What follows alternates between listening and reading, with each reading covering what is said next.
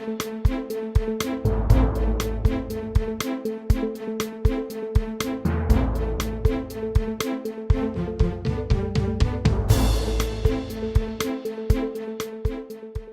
gouvernement avait été élu, on le sait, sur la promesse de lutte contre le chômage, notamment la priorité qui devait être accordée à la jeunesse. Malheureusement, la politique générale du gouvernement est contre la croissance et contre l'activité, et donc forcément les jeunes en sont les premières victimes, non pas parce qu'ils sont jeunes, mais parce qu'ils sont les derniers arrivés sur le marché du travail. Je pense que François Hollande avait toute liberté pour mener une autre politique, notamment dans le domaine fiscal.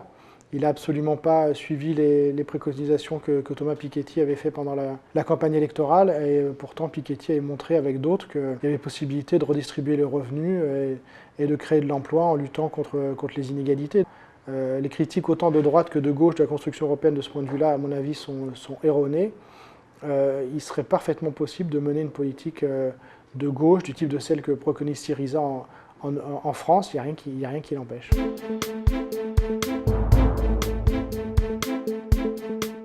C'est le traité de Maastricht qui a accordé la priorité à la lutte contre l'inflation au détriment de la lutte contre le chômage. Je pense qu'aujourd'hui, le verrou est d'abord intellectuel. Il découle du fonctionnement des institutions, mais c'est avant tout dans les têtes que les gens sont convaincus que l'équilibre budgétaire, c'est une priorité en soi, que si les gens ne trouvent pas de travail, malgré tout, c'est un petit peu parce qu'ils le veulent eux-mêmes, qu'il ne faut pas trop donner d'allocations sociales, qu'il faut travailler jusqu'à 65 ou 70 ans.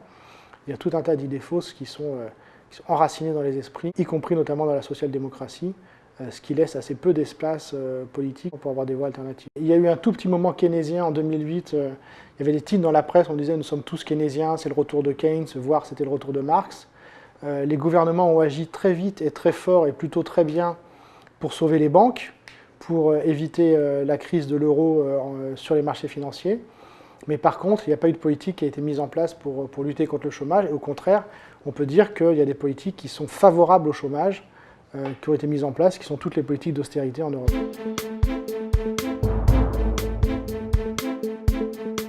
Le chômage bloque tout, et c'est pour ça qu'il y a certains auteurs qui estiment même qu'il y a une politique volontaire de création de chômage, puisque le chômage, c'est ce qui évite les hausses de salaire, c'est ce qui évite les revendications dans les entreprises, c'est ce qui évite les manifestations, c'est ce qui permet une espèce d'économie de la peur, où tout le monde a peur du lendemain, tout le monde a peur de perdre sa place, tout le monde est stressé, tout le monde ne vit pas bien, mais ça maintient un système en l'état, et donc effectivement, ça évite un certain nombre de revendications. Ce qui est terrible, c'est qu'il n'y a aucune justification au chômage dans un pays qui n'a pas de problème majeur. C'est-à-dire que même si on a eu une crise financière il y a quelques années, on est dans des pays riches qui vivent en paix, et ça devrait être très facile en fait de donner un emploi à chacun, ou de créer les conditions qui permettent à chacun d'avoir du travail. Il suffirait simplement de ne pas laisser l'économie fonctionner, disons, spontanément, avec la recherche par chacun de son intérêt particulier. Aujourd'hui, on perd absolument sur tous les plans, c'est-à-dire qu'on a une catastrophe humaine avec le chômage des jeunes, qui est aussi une catastrophe économique, qui est aussi une catastrophe sociale. On perd de l'argent, on perd des compétences. On sait qu'on a un des pires systèmes éducatifs au monde, hyper sélectif, hyper inégalitaire. On perd du bien-être. Enfin, il n'y a aucun espèce de gain à attendre de la situation actuelle, si ce n'est que, encore une fois, on permet à un système économique quand même plutôt inefficace de continuer à fonctionner. Là où c'est terrible, c'est que les jeunes qui sont au chômage aujourd'hui, ils sont face au chômage aujourd'hui, et puis dans 40 ans, ils seront face à des changements climatiques qui vont être terribles.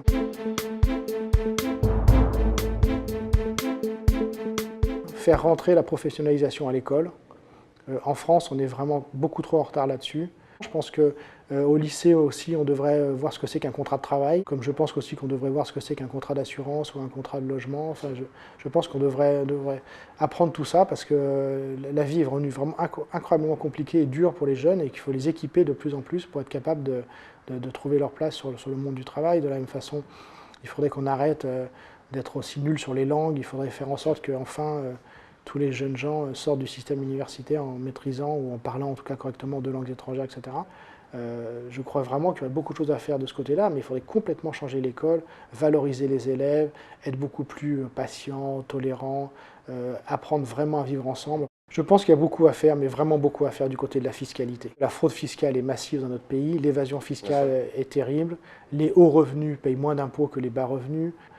Moi, j'aurais une mesure qui devrait être soutenue par tout le monde et par personne, qui serait la suppression de l'héritage. Quand on est de droite, normalement on est libéral et donc on est favorable à la suppression de l'héritage, sauf que les partis de droite ils sont les plus opposés. Quand on est de gauche, normalement on est favorable au partage des richesses, donc on est favorable à la suppression de l'héritage. Et là, ce qui est assez intéressant, c'est que personne ne le souhaite, alors que c'est une source d'inégalité majeure et une perte de recettes fiscales absolument fantastique pour l'État. Ce serait important de mener des évaluations. Par exemple, on sait que le RSA a été mis en place avant qu'on connaisse les résultats de la période d'expérimentation. Donc là aussi, en France, on a beaucoup de mal, les hommes politiques ont beaucoup de mal avec cette idée d'être évalués par des instances indépendantes. Je pense que dans ces domaines-là, c'est utile d'aller regarder ce qui se fait dans les meilleurs pays. Comme de la façon, par exemple, de se rappeler qu'en Suède ou au Danemark, ils dépensent 2 ou 3 fois plus par chômeur que nous.